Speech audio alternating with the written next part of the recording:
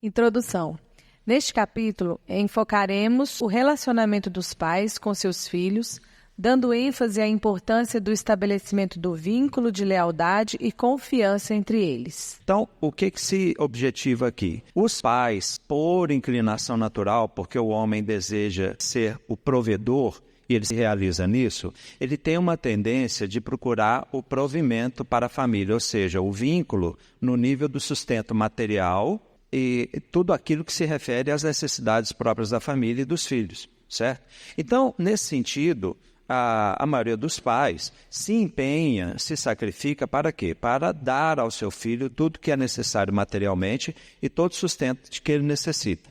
Por isso, quando ele vê que o filho está na melhor escola, tem um excelente plano de saúde, tem o melhor vestuário, melhor calçado, faz inglês na melhor escola, faz futebol, a menina faz balé nas melhores academias. Então, isso traz uma realização para ele. Ele tem aquela ideia assim de que eu estou conseguindo realizar o meu trabalho. A questão é que, embora isso seja muito bom e se assim ele o faz, ele deve ser elogiado, enaltecido, reconhecido no seu esforço, até porque os homens, quando não veem esse esforço sendo reconhecido, eles se sentem um pouco injustiçados, porque eles consideram o sacrifício que fazem para poder oferecer tudo aquilo aos filhos, sempre aquela lembrança, na minha época eu não tinha isso, se eu tivesse aquelas coisas todas, e também o fato de que ele está abrindo mão de muitas coisas, se limitando para que ele possa oferecer tudo aquilo à família. A questão é que todo esse cuidado, embora necessário e bem-vindo, ele não é o bastante quando nós estamos pensando no relacionamento com os filhos, no discipulado que queremos desenvolver com eles, ou seja, na formação moral das nossas crianças, certo? Então, por esse motivo, o que nós vamos apresentar aqui não é algo que anula todo o seu esforço no nível material e de sustento, mas apenas alertando você para o fato de que o relacionamento de confiança entre você e o seu filho é algo que você precisa desenvolver e que todo esse seu provimento acena para a realidade de que seu filho pode confiar em você, mas não é o bastante, tá bom? Quando eu digo que os pais às vezes se sentem injustiçados, está chegando o Dia dos Pais em agosto, né? A pergunta é simples: por que no Dia das Mães as mães são elogiadas e os pais, no Dia dos Pais, são criticados, de ausente, não sei o quê? Alguém sabe a resposta? A resposta é simples: quem organiza o Dia das Mães? As mães. Quem organiza o Dia dos Pais? As mães. Então, senhores pais, enquanto nós não assumimos a organização da homenagem dos Dias dos Pais, vai ser isso. Agora, o dia que a gente assumir, você vai ver, vai ser um negócio sensacional. A gente já entra com tapete vermelho, aquelas coisas todas, tá bom? Confiança e lealdade. Mesmo na história recente, quando o pensamento ocidental era proeminentemente judaico-cristão, os homens pais se preocupavam primariamente com o sustento, pensando que as mães eram suficientemente qualificadas para cuidarem sozinhas dos filhos. Bem, eu vi isso muito de perto na minha geração. Então, o pai era aquela pessoa que era demandado apenas para correção dos filhos, quase, né? Meu pai chegava em casa e minha mãe dizia a ele se havia alguma coisa que tínhamos feito e ele tinha que tomar alguma providência. E a gente já sabia disso porque no decorrer do dia ela já tinha falado, né? Quando o seu pai chegar. Então, isso criava uma situação difícil porque a gente amava o pai, mas tinha muito receio, porque na maior parte das vezes o nosso contato com ele era em função de uma correção que ele ia aplicar, não é? E alguns pais consideravam até aquela ideia de que assim, as mulheres têm mais jeito, não é? Ou achava assim, olha, compreendo, eu estou muito ocupado trabalhando para dar a vocês tudo que vocês têm. Então, querida, você está com mais tempo, embora você também trabalhe, cuida aí, tá? E tem a igreja, e tem tudo, como falamos desde o início. Responsabilidade de ambos no cuidado para com seus filhos.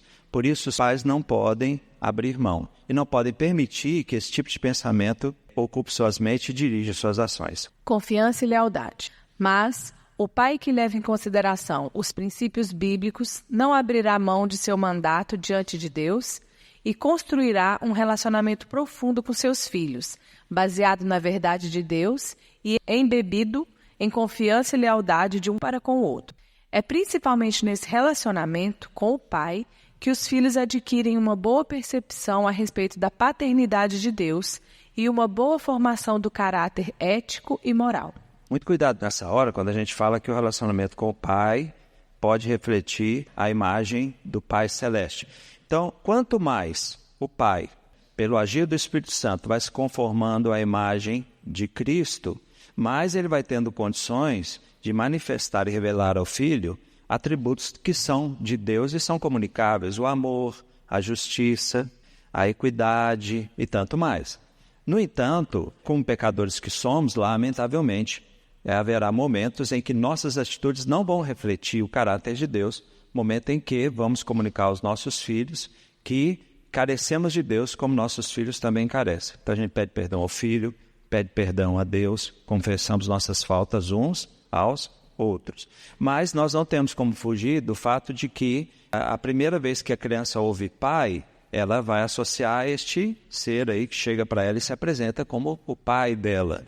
Depois que ela ouve falar sobre o Pai Celeste, que é invisível. Então, ela vai conhecer muito do Pai Celeste através das atitudes do Pai que ela conhece ali, que está com ela, do Pai daqui da terra, não é? Inclusive, quando a Bíblia vai usar aquela linguagem em que várias coisas que têm a ver com o ser humano são atribuídas a Deus, a mão de Deus, não é? O Deus que ergue, que levanta, que sustenta, num primeiro momento a criança vai associar muito ao seu pai. Então, assim, o que eu não quero é que o peso dessa responsabilidade nos massacre. É com a graça de Deus que exercemos a paternidade. Mas vamos reconhecer que, de fato, quando se fala no Pai Celeste, a criança, antes do Pai Celeste, conhece esse pai de carne e osso, fraco, frágil e dependente de Deus. Ser pai é depender totalmente de Deus para cuidar de uma criança que depende totalmente de você. Mas como dependemos totalmente de Deus, nós confiamos nele para isso, tá bom? Um dos elementos que podem ser utilizados para avaliar o nível de profundidade do relacionamento do pai com seu filho é a frequência com que os filhos procuram o conselho e o conforto do pai. A confiança assegura esse relacionamento, solidifica a posição da criança e confirma o compromisso de amor para com ela. A falha em não investir o necessário para a construção dessa confiança faz com que o filho se identifique mais com seus colegas, adotando mais facilmente os valores deles. Aqui não é um tom de ameaça, a gente não quer fazer aqui uma visão aterrorizante, é a realidade. Observe o quanto seus filhos procuram você para pedir um conselho, para obter conforto, por exemplo. Eles buscam mais a mãe, etc. e tal. É verdade que os braços da mãe são conforto. Os braços do pai são segurança. Normalmente uma criança, se ela estiver andando na calçada, atrás dela estiver o pai e a mãe, e na direção dela vier um cachorro rosnando, ela corre para o pai. Essa é a tendência dela, ela vê no pai mais segurança, certo?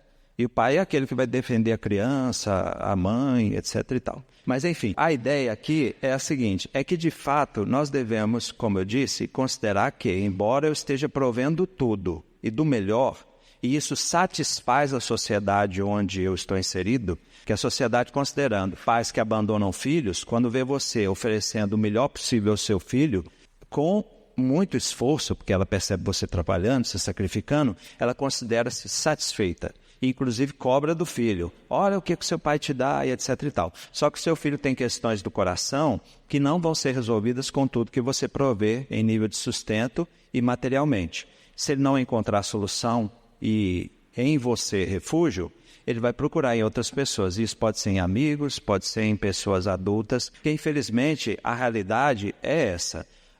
Nós ouvimos notícia, por exemplo, de um marido que mata a sua esposa.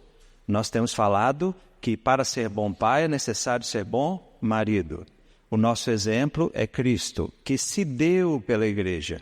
Então, enquanto a palavra de Deus fala aos maridos que você deve se dar, se entregar por ela, fazer como Cristo fez pela igreja, chegar ao ponto de morrer por ela, nós vemos o mundo sendo levado por sua inclinação natural, pecadora, e situações como essa, né? O marido, em vez de se entregar pela esposa, ele tira a vida. Agora imagine a situação se eventualmente houver filhos, né?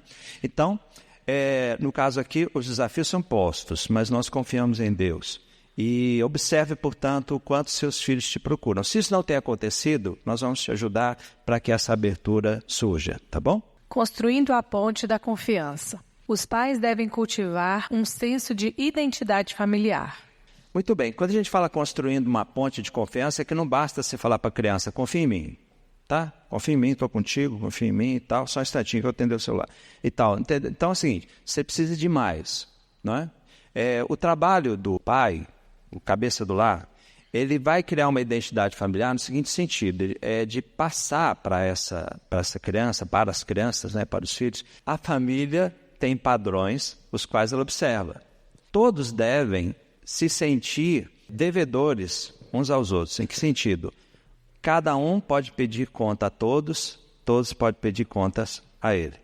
Um presta conta aos outros e todos têm direito de pedir contas também. Por quê? Porque todos estão observando os mesmos padrões. Então, a família ela vai desenvolver uma crescente lealdade, aceitação e confiança mútua. Isso estabelece uma rede interna capaz de resistir a muitas ameaças que vêm externamente. Ainda que pareça ser interno, porque veio da televisão, a internet que está dentro da sua casa.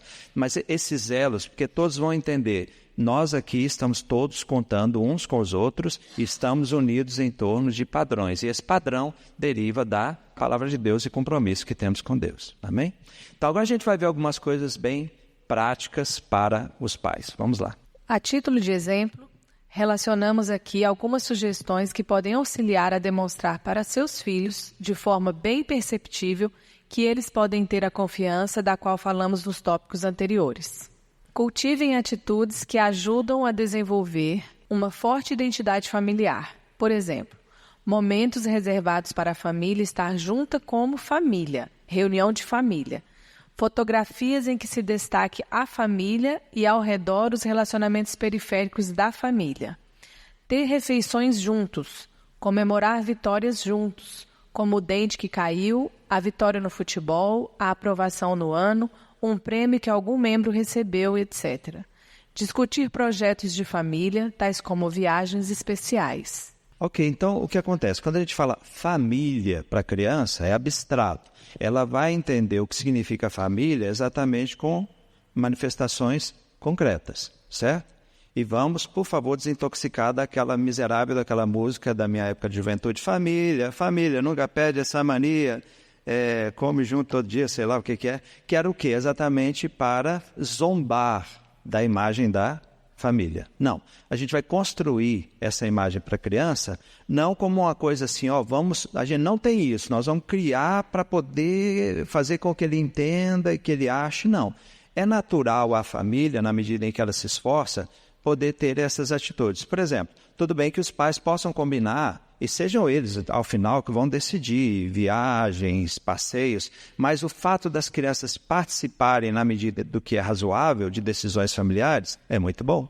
As comemorações das vitórias e dos êxitos dos filhos também, porque os irmãos, na medida em que participam, eles vão eliminando várias dificuldades que eles poderiam ter no relacionamento uns com os outros. Então a gente vai na competição que um vai nadar, no que o outro vai jogar futebol e todos participam. Então, quando a criança que está lá jogando futebol olha para a arquibancada e vê os irmãos, vê a família, isso, é claro, cria esse senso e dá essa certeza de pessoas com quem ela pode contar. É claro que, aí falou também sobre fotografia, não é? Fotos e tudo. Inclusive, eu vou enviar um texto para vocês, o nome do texto é Quadro Familiar. Alguém já o leu? É um senhor evangélico, vou falar rapidinho aqui o que é o texto, lá tem mais detalhes.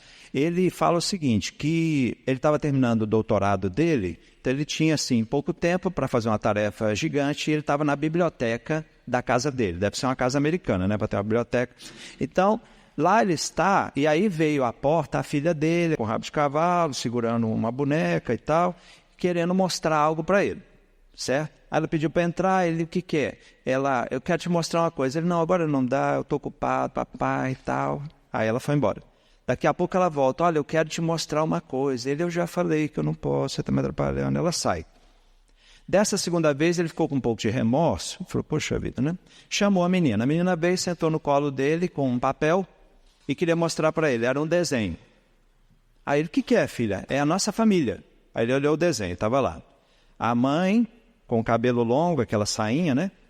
O cachorrinho do lado Ela com o rabinho de cavalo e a boneca e o irmãozinho dela. Aí ele olhou, que bonito, filha. Mas, filha, e o papai, onde está? Ela falou, na biblioteca. Aí, tá bem, filho.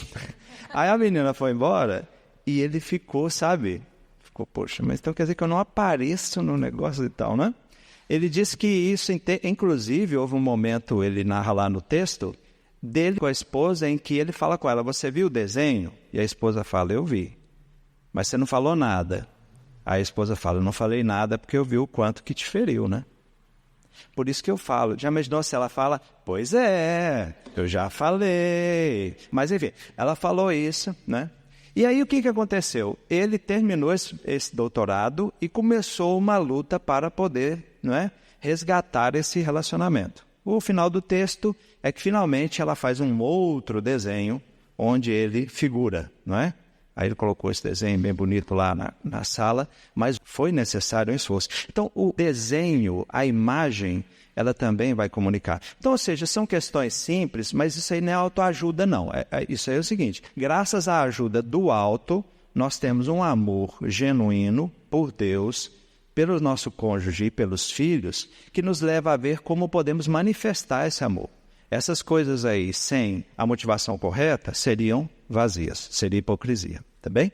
Verbalizem o seu compromisso com a família toda vez que for apropriado. Esse verbalize não é só ficar falando, e aí família, não sei o que. Não, é diferente. É porque tem pais que eles acham que podem ter uma atitude dentro de casa assim, bem semelhante a um abajur apagado, sabe? É assim, o conflito está rolando dentro de casa, a mãe correndo atrás de menina, aquela confusão, aquele negócio, e ele parado lá no celular, ou no tablet, ou lendo um livro como se ele não existisse, entendeu? Caem coisas assim em cima dele, ele abaixa, passa voando e ele continua ali, compenetrado no que está fazendo. Esse silêncio do pai, às vezes os homens acham que passa neutro. Não, ele comunica desconsideração, desatenção, falta de compromisso e desinteresse. E é claro que isso é ruim e os filhos estão vendo. Então, conclusão, não basta ser pai, né? Uma frase nova, estou criando agora. Você tem que participar. Então, não deixe a cargo da sua esposa, que muito provavelmente tem uma carga de trabalho igual ou um pouco maior que a sua, todo esse embate. É necessário que vocês dois atuem. Até porque a gente já foi criança, a gente sabe, né? Se nós temos os dois pais conosco, a gente vai explorar as fraquezas deles. E se tem um que é mais aberto, a gente busca aquele. A gente trabalha isso, né? Nosso coração pecador nos guia na direção de colocar nossos pais uns contra os outros, né? Então, verbalize aqui, seja atuante, seja presente. Não faça como nosso querido lá Adão, né? Que, como nós sabemos, Eva tem aquele bate-papo lá com a serpente, né? Era para Adão chegar lá, dar um tapa na serpente e falar, que papo é esse aqui, Eva? Vamos embora. Não, tem aquela conversa toda, Eva chega com o fruto para oferecer a Adão, e você verá no texto bíblico que ele não pronuncia a palavra, ele pega o fruto e come. Então tem um livro que não é assim na sua íntegra, um espetáculo, O Silêncio de Adão, que denuncia isso, essa atitude de omissão e silêncio de maridos e pais que acham que com isso não estão se comprometendo. Nós vimos o que aconteceu com Adão, né? Deus chega e fala, Adão, chama na responsabilidade. E é o nosso caso, como pais, sejamos responsáveis. Os cônjuges devem buscar demonstrar visivelmente o amor de um pelo outro. Não devem apenas ter certeza do compromisso de amor que têm um com o outro. Precisam procurar demonstrar isso aos seus filhos. Aqui duas coisas. O quanto uma criança pode confiar no pai se ela não percebe esse pai amando a mãe dela. Por outro lado, eu até comentei isso em outra oportunidade, existem pais que, havendo dificuldade no relacionamento com a esposa, não é? Marido e esposa, ele abre mão de enfrentar a realidade para buscar solução no relacionamento conjugal e se dedica excessivamente aos filhos, né? Então vai pescar, passeios, caminhadas, piquenique. E é claro, uma vez mais, a sociedade que vê os pais ausentes, olha, um pai desse cobre eles de elogios. A atitude dele é boa, a motivação é que não. Porque esse extremo cuidado com os filhos está sendo uma fuga da necessidade de resolver a sua questão conjugal. E em alguns casos, como o que eu citei aqui, de repente o casal se separa e você não consegue entender, porque parecia tudo tão bem, eu sempre o via cuidando das crianças, não é? Então, o que aqui se manifesta em termos de alerta é que os seus filhos saberão que vocês se amam não simplesmente pelo fato de você dizer papai ama a mamãe, fazer um quadrinho e tudo, mas pelas manifestações de carinho, de afeto. Porque há pais que acham assim, que o afeto demonstrado do marido para com a mulher é alguma coisa que vai se manifestar só na intimidade, não é? Há níveis que as crianças podem, claro, contemplar, não é? Então, você deve ter, talvez na memória, o pai que carregou sua mãe no braço, o beijo. Eu me lembro de crianças, eu já vi casais falando, né? Que quando eles tinham discutido e tinham 2 filhos, vinha um de um lado, outro do outro, empurrando os 2 assim para eles se beijarem. Ou seja, as crianças querem ver os pais bem. E essa visualização você pode oferecer a ele com esses gestos de carinho. Porque no dia a dia parece que os pais estão trabalhando, né? Então tem um horário de trabalho. Isso aqui é trabalho, nada de beijo, abraço, essas coisas, estamos trabalhando. Aí mamadeira para cá, ou leva a criança para ali, deixa a outra não sei aonde. Os momentos deles mais românticos ficam sempre longe do olhar das crianças. Pense nisso, no sentido dessa visualização que é abençoadora para eles. Os pais devem respeitar o mundo particular de seus filhos. Aqui é o seguinte, imagina um pai, ele tem uma filha de 6 anos, sei lá, 7, vamos colocar 8. Ela chega para ele e fala assim, pai, eu sou feia. Olha, o que vem, muita calma nessa hora, porque o que o pai vai falar depois disso, porque tem aquele pai que ele está assistindo, inclusive, futebol, porque a criança não tem essa noção assim do que é o momento, né? Pai, eu sou feia. Não, minha filha. E continua vendo o jogo. Ele fala, minha filha, pelo amor de Deus, é claro que você não é feia, você é linda, sua mãe é linda, eu sou lindo, todo mundo é lindo. Só um instante, deixa eu ver aqui. Entendeu? Mas, veja, por trás dessa pergunta tem uma questão. Sabe lá Deus o que a levou a essa questão. É hora de você, num esforço, por amor a Cristo, num sacrifício semelhante ao da própria vida, dar pause. Hoje você pode dar pausa. Ou então desliga essa televisão, esse time seu não vai ser campeão brasileiro mesmo. Então o que acontece? Você para, chama, não, peraí, vem cá, vem aqui no colo do papai. Por que você está pensando nisso? O que te fez? E você vai conversar, certo? Então, o que ocorre? Esse papo aí, é até uma afirmação lá na apostila que diz o seguinte, é uma afirmação que chega a ser uma quase certeza. Se você for digno da confiança dos seus filhos nos momentos de vulnerabilidade deles na infância, muito provavelmente na adolescência, juventude e até na vida adulta, eles voltarão a você. Porque vocês sabem que a gente abrir o coração, falar de uma coisa íntima e preciosa para alguém e a pessoa tripudiar, fazer pouco caso, vou voltar lá para quê? Não é? Então, agora, se a pessoa trata com carinho, com atenção, é muito bom. Porque aí você estabelece isso que nós falamos, uma relação de confiança. Porque tem pais que agiram erradamente, aí os filhos não voltam para isso. E o pai cobra. Ah, mas você tem que confiar no seu pai. Você vai confiar mais em quem?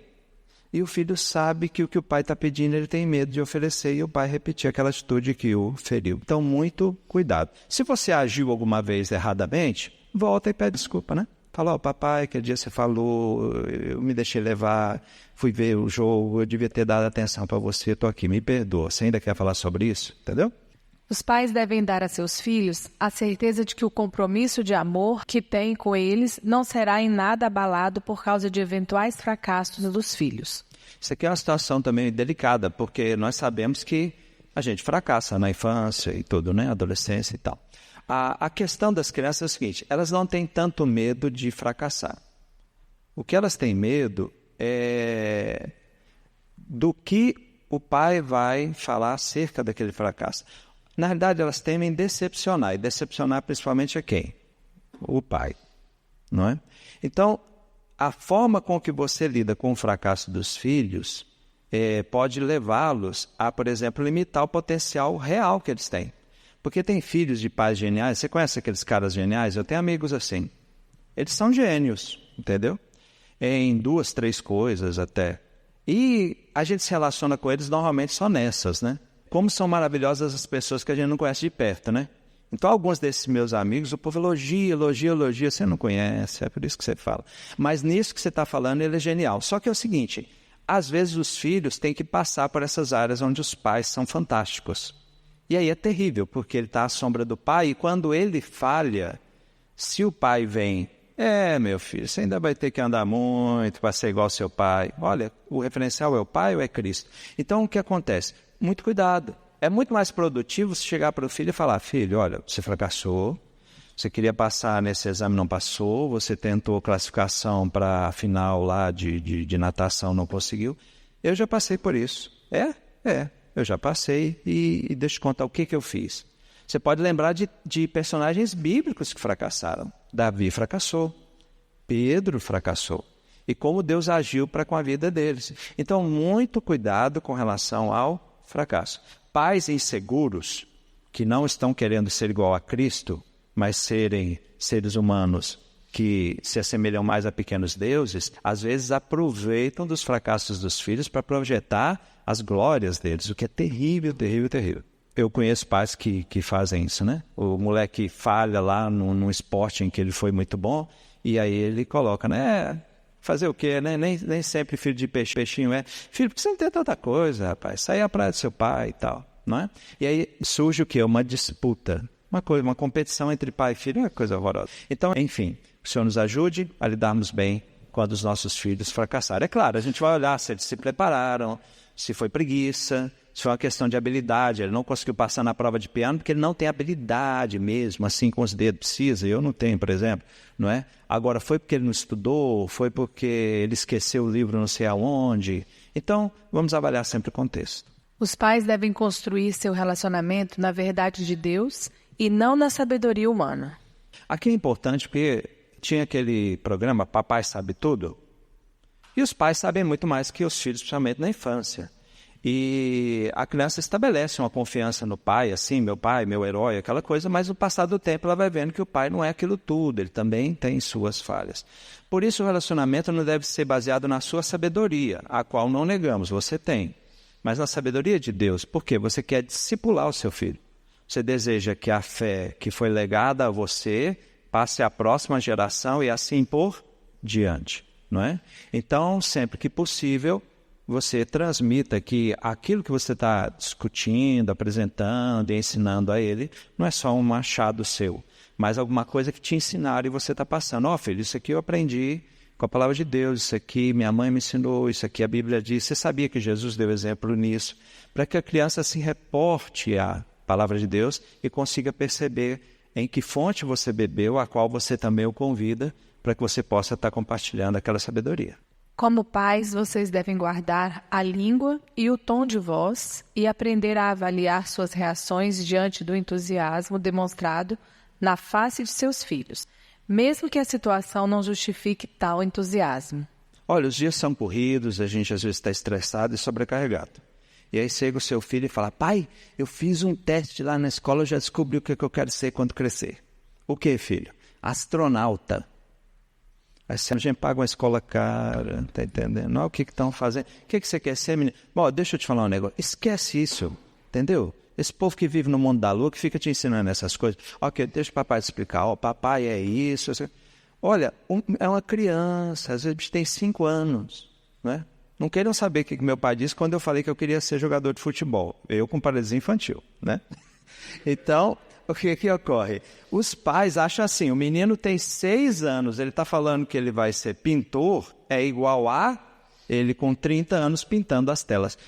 Gente, às vezes o entusiasmo da criança tem muito a ver com esse universo imaginativo dela. A gente sabe que nem sempre. E eu vou aproveitar aqui para a minha micro palestra Viagem na Viagem. O Vitor tinha 11 anos, ele estava jogando basquete. Para mim o basquete era uma atividade esportiva, ele gastava energia, ele ocupava bem seu tempo, tá ótimo. Eu gostava do pessoal que treinava e tal. Aí ele chega para mim, pai, é o seguinte, eu já sei o que eu vou ser no futuro. Vitor? Vitor, que ele vai falar, eu vou ser campeão brasiliense em basquete, depois campeão brasileiro. Depois eu vou jogar basquete nos Estados Unidos. Gente, eu nunca tinha ido nem à Argentina, nada. Só aqui, Brasil. Nem todos os estados. Quando ele terminou de falar, sabe aquele negócio assim que vem na ponta da língua e falar, Vitor, pelo amor de Deus, não tem tempo para isso não, Vitor. Pelo amor de Deus. Estamos aqui lutando para arrumar as coisas, fica com esses papos furados. Olha, eu tive... Aí eu falei, é mesmo, Vitor? Ele é. Ah, tá bom. Então, peraí, deixa eu ver aqui. Campeão brasileiro, Estados Unidos, né, Vitor? É. Falei, você sabe que Les fala inglês, né, Vitor? Então, para jogar lá... Então, vamos estudar mais inglês, né? Eu não quero ficar brigando com você para você falar de inglês, não. Você quer jogar nos Estados Unidos, você tem que falar o idioma deles. Outra coisa, você sabe que para jogar, quanto mais alto, melhor, não é? É. Pois é, o hormônio do crescimento, ele vai para o seu organismo depois da meia-noite, no sono profundo. Então, meia-noite você tem que estar deitado se você quiser crescer, né? E outra coisa, Vitor, tem que se alimentar, né? Agora não é sanduíche, né, Vitor? Porque aí você vai ser o quê? Você vai ser a bola no jogo, né, Vitor? Entendeu? Você entendeu, Vitor? Entendeu? Então é o seguinte, ó, legal, tudo isso aí que você está pensando, Deus te abençoe e conta comigo. Mas eu quero ver essas 3 coisas acontecendo. Menino, dava assim, tal hora quando eu vi o Vitor, boa noite. Onde ele está indo já? Dormir. Meu Deus, esse menino está indo dormir sem a gente falar, porque ele queria crescer, né? E começou a ficar chato com a comida, né? Não, isso aqui não é saudável. O que aconteceu? Poderia não ter acontecido. Ele foi campeão brasiliense, foi vice-campeão brasileiro, e como todo mundo sabe, foi jogar, ou a maioria sabe, foi jogar basquete nos Estados Unidos, foi campeão no ensino médio, mas estadual, mas depois na universidade preferiu não ir para o profissional. Ele só está estudando. Ou seja, não é que deu certo? Não é? Eu achei uma loucura. Mas deu certo o negócio. Então o que acontece? Eu não sou o Deus dele. Eu quero o bem dele, mas eu não tenho um plano bom, agradável e perfeito para ele. Eu não sabia qual era o plano de Deus. Eu sou parceiro dessa história. Deus me usou para trazer esse menininho para o mundo, mas ele é filho de Deus, Deus vai cuidar. Então, eu viajei na viagem dele no seguinte sentido. Vamos dizer que ele não fosse campeão de nada e não fosse para os Estados Unidos. Não é?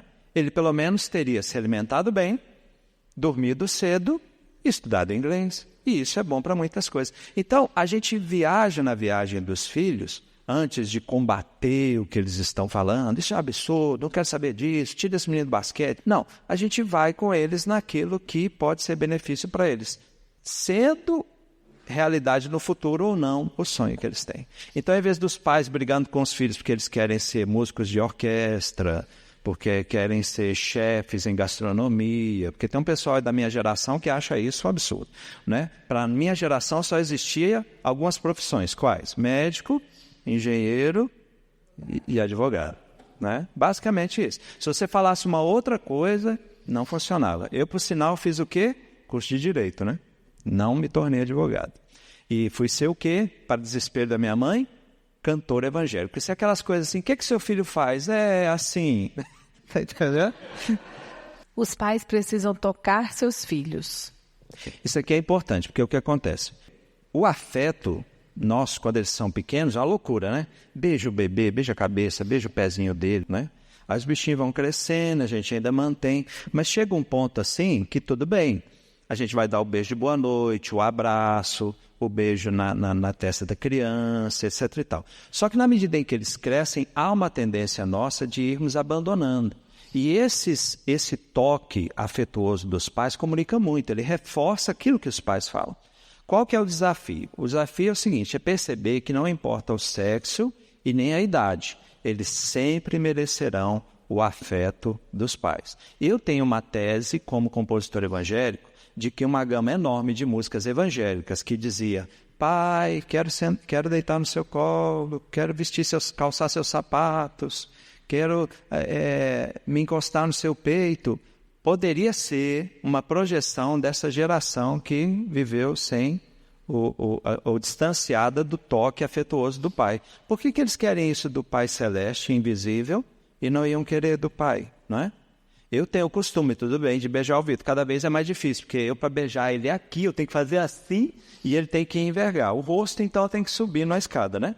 Mas esse beijo é algo que ele sabe, eu não ando beijando todo mundo.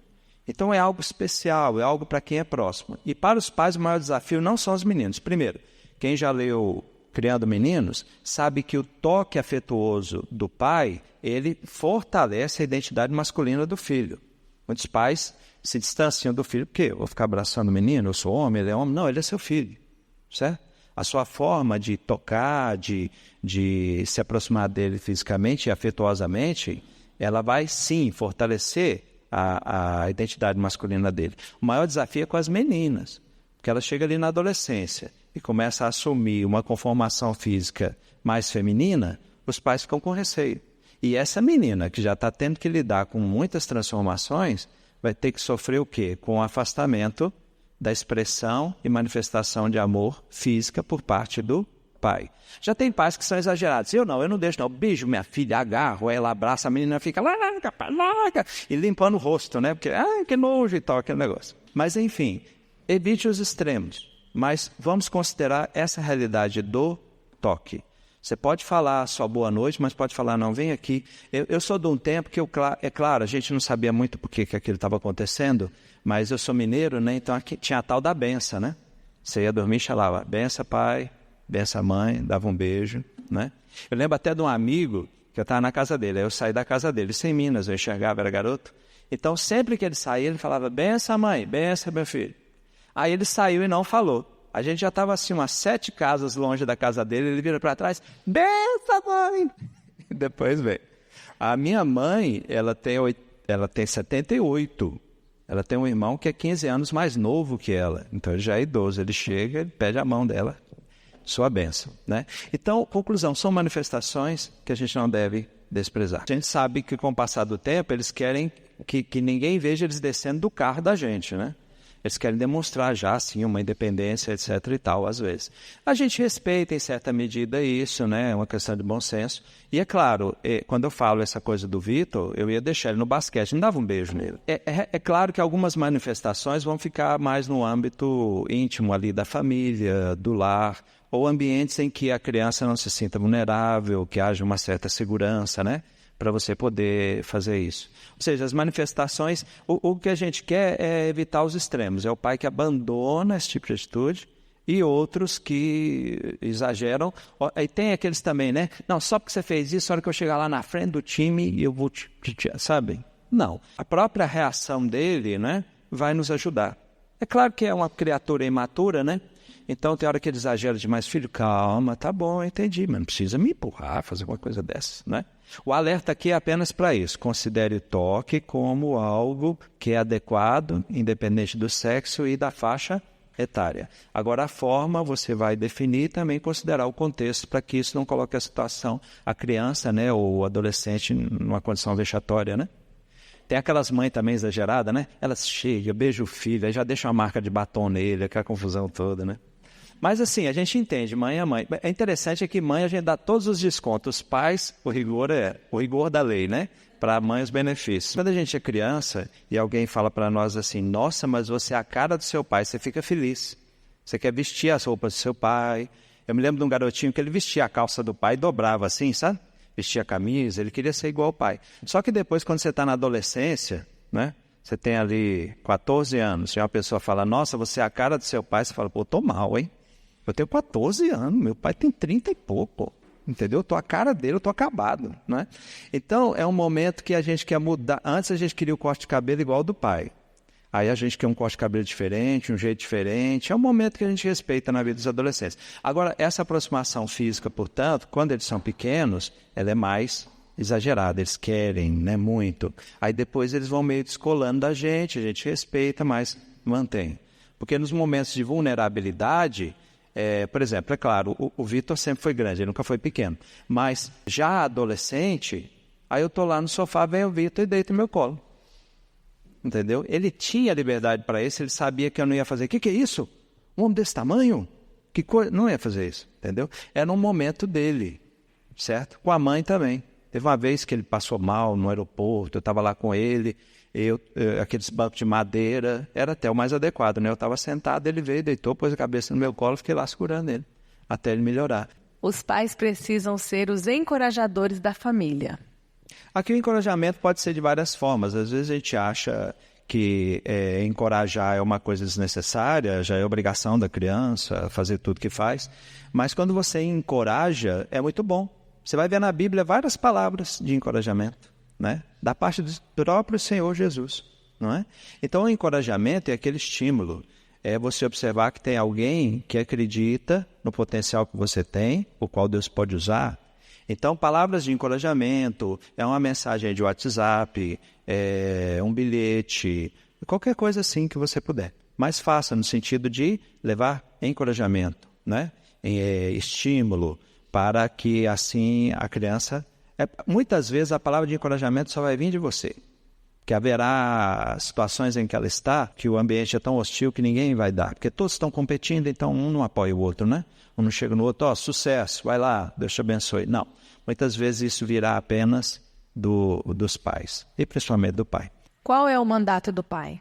Refletir corretamente a verdade de Deus, desenvolver um relacionamento de confiança com seus filhos, baseado nessa verdade, e comunicar a eles a mensagem bíblica da salvação por meio de Jesus Cristo. Amém. Que o Senhor nos ajude para isso, amém? É o capítulo 5. A questão aqui já é outra. Esse capítulo vai enfocar a comunicação. Como você transmite aos seus filhos a instrução e o conselho do Senhor. E tem aqui 3 alertas que são bem interessantes e alguns aspectos deles se tornam armadilhas para nós. A criança e sua formação moral. Objetivo: entender que os pais devem ensinar e corrigir seus filhos, julgando seus comportamentos e providenciando as razões morais. Aqui, no nosso dia a dia, a gente vai quase sempre dar a instrução, às vezes, muito rápida e incompleta, e na correção, a gente corrige o erro, fala, isso aqui está errado, mas normalmente não explica por que está errado. A gente fala, isso aqui está errado e o certo é esse. E a criança fica sem uma orientação, ou seja, a gente reprime o mal, mas não eleva o bem. Então é uma criança que sabe o que não fazer, mas ela não sabe bem por quê. E é uma criança que não sabe bem o que é o melhor a fazer. Então fica ali uma coisa muito restrita. Seria como se você chegasse numa cidade que não tem placas de trânsito, e você está dirigindo, de repente o guarda apita, separa. O que foi? O senhor está acima da velocidade, mas não tem a placa, mas o senhor devia saber aqui, essa rua aqui, ela é muito estreita, o senhor não pode andar nessa velocidade. Aí você, tá bem. Aí você anda mais um pouco, para o carro, outra multa. Por quê? Não pode parar aqui. Mas por que não pode parar aqui? Não pode parar aqui, essa calçada aqui não pode parar.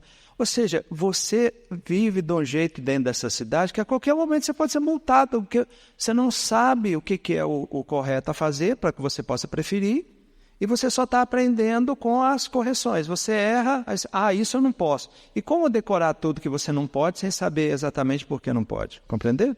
Então, aqui a preocupação é com a formação moral. Temperamento e personalidade no processo de treinamento. Devemos ser cuidadosos em não exercer uma paternidade condicionada pelo temperamento e personalidade de nossos filhos, mas condicionada pelos princípios éticos e morais bíblicos. Aqui é simples, é porque quando você vai comunicar, quando você vai explicar, você vai ampliar, não é? Aí se você tem um menino e uma menina, o ensino deve ser o mesmo para os dois. Se você tem um tímido e um extrovertido em casa, o ensino é o mesmo para os dois. A exigência é a mesma para todos. É claro que a gente vai respeitar essas realidades deles. O que não pode é o seguinte, dia de lavar a louça. Aí está lá o nome do menino. Aí a mãe chama o menino. Aí o pai fala, amor, ele é um menino. O homem não é bom para isso, você sabe. Pede a Luciana. Está entendendo? Então fica aquela coisa que a exigência, por exemplo, o menino pode ser grosseiro. Aí vão corrigir, amor, ele é homem, né? Homem é assim mesmo. Homem é assim mesmo. Está entendendo? Então, o que ocorre? As exigências da palavra de Deus não serão adequadas à criança por causa do sexo. Agora, com relação ao temperamento. Cortesias básicas, por exemplo, não é? Peça por favor e diga obrigado. Aí o tímido chega e fala, eu quero aquilo. Aí a pessoa entrega e ele sai. Aí você fala, meu filho, você devia ter pedido, por favor, e agradecido. Mas eu sou tímido. Não, eu sei que você é tímido, mas o que eu estou te pedindo não é para chegar lá, seu Sebastião, como é que está o seu dia? E a sua família? Pois é, e eu queria um pão, não estou falando isso. Você vai chegar e falar, por favor, um pão, certo? E quando sair, você não vai falar, mas muito obrigado, o trabalho do senhor é muito importante, olha, o senhor é maravilhoso. Não, você vai falar, obrigado. Então é o seguinte, apesar de tímido, você precisa corresponder a algumas coisas que são necessárias. Por exemplo, o tímido para evangelizar. Então, ele não vai evangelizar porque ele é tímido. Apesar de tímido, você é capaz de comunicar o que Cristo fez por você e o evangelho que te alcançou. Então, conclusão, cuidado porque os pais são como ímãs que atraem culpas. Então, eles não querem assim ser agressivos com os filhos emocionalmente, criarem traumas emocionais. Isso não vai estabelecer traumas emocionais. Nós não vamos querer que o tímido seja extrovertido e vice-versa, certo? Nós não vamos exigir para crianças de sexo diferente questões que realmente seriam limitadas pela questão do sexo delas. Mas, sim, nós vamos ajudá-los, porque se a gente não fizer isso, imaginem a dificuldade que eles também vão enfrentar. Então, as exigências da palavra de Deus serão as mesmas para ambos os sexos e para todos os temperamentos. Porque no caso do extrovertido, a gente contém ele, né? Porque ele exagera. E o tímido, a gente dá um empurrãozinho para ajudá-lo. Interessante que a primeira vez que eu falei sobre isso, né? Aí depois a Jane foi me falar que o Vitor e a Glaucia era assim, a pessoa vinha falar coisas e eles estavam olhando para o chão. E aí eu fui ajudá-los a não ter essa atitude passiva. Eu falei, comunica, olha para a pessoa, fala. Isso foi ajudando eles. Como comunicar? Os pais não apenas ensinam os princípios de conduta moral, mas os validam no contexto da vida diária. Os pais também têm a tendência de ensinar uma lição moral somente nos momentos de conflito. O treinamento moral negativo deixa um vazio que pode causar um sério comprometimento no futuro. Pelo fato de colocar ênfase nas atitudes que devem ser evitadas e não naquilo que deve ser feito, os filhos crescem sem saber claramente como se comportar. Como resultado, somente a restrição é interiorizada e não o viver virtuoso. E quando ele só aprende o que não se deve fazer, ele guarda aquilo. E toda vez que ele não faz o que não se deve fazer, de alguma forma ele é reconhecido e recompensado. E ele começa a fazer só para ter esse reconhecimento. Com relação a gente só dar lição na hora de conflito, eu observava isso muito. Correria do dia a dia, a gente não tinha tempo com as crianças para conversar, para falar, nem nada. Então, brigou. A gente ia lá, o que aconteceu? Isso aqui não pode, isso aqui não pode. E aquele momento do conflito, a criança está na defensiva. Ela está ali tentando se livrar de uma punição. A chance dela assimilar informações ali que, sabe, sejam consistentes, é mínima. A única coisa que ela quer é o pai ir embora e ela falar, ufa, entendeu? Me livrei do castigo. Então, tomem cuidado com isso, fico alerta. Questão para diálogo.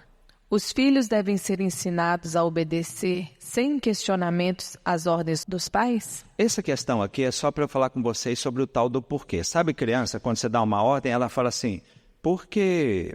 Então é o seguinte, o porquê tem pelo menos dois que a gente reconhece. O porquê da curiosidade. Pai, por que você põe gasolina no carro? Mãe, por que você faz assim com a máquina de lavar? É a criança que está crescendo e é curiosa. Esse é um porquê que merece resposta. Agora, o porquê do rebelde que está desafiando a autoridade filho, leva essas roupas para ali. Por quê? Ele não quer saber a razão. Ele quer ganhar tempo, ele quer desafiar a sua autoridade, etc. Tal. Esse porquê não tem resposta. Inclusive, um dos desafios, mais adiante a gente vai ver, é que a gente pretende que as nossas ordens sejam cumpridas imediatamente, sem ninguém resmungar. Entendeu? Por quê? Vocês lembram aquela coisa de contar de 1 até 3? Vou contar de 1 até 3 para você levantar desse sofá e ir para o banheiro tomar banho. 1, e o menino está lá tranquilo. 2, né? Continua. Porque ele sabe que o bicho pega no 3, né? Então não chegou. E ainda tem aquelas mães que estão olhando assim e vê que não vai acontecer nada. 2,5 e tal. Se ele atende no 3, por que ele não atende no 1? Porque ele sabe que a exigência para valer é no 3. Isso é perigoso. Porque é uma situação, por exemplo, de uma criança que você está vendo que se atravessar a rua pode ser atropelada. Aí você fala, para! E a criança fica esperando você contar até 3, não é? Os pais frequentemente dizem a seus filhos o que fazer, mas não explicam por que devem fazê-lo. Ou seja, muitas vezes a instrução carece da explicitação de seu fundamento moral, e essa é uma das principais razões da dificuldade dos filhos em interiorizar os valores morais. Por que isso aí está aparecendo de novo? Pelo seguinte, o próximo e último. Algumas considerações sobre o treinamento moral. O treinamento moral é progressivo.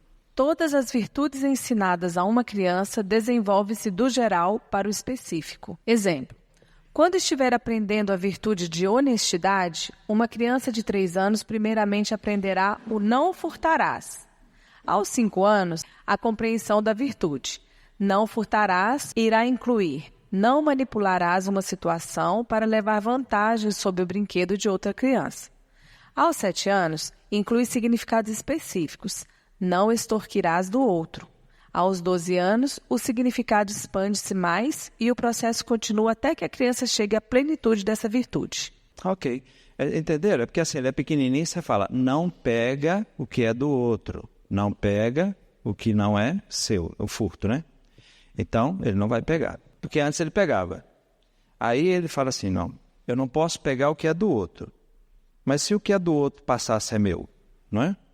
Eu falo assim, aí ele vira para o menino assim, ó, esse aí, ela te deu, mas não é seu não, é meu. Pede outro para a professora. Ah, é. Aí você chega assim, vem cá, mas como que você tem 2? Ele me deu. Você pegou dele? Não, ele me deu. Entendeu? Aí você descobre a história, aí depois esses bichinhos fortes falam, me dá esse pãozinho aí, senão... Vem cá, como que você está com 2? Ele me deu. Você não me deu? Deu. Por que você me deu? Porque ele quis. Aí, tá vendo, mãe? Ele queria me dar. Você não queria me dar?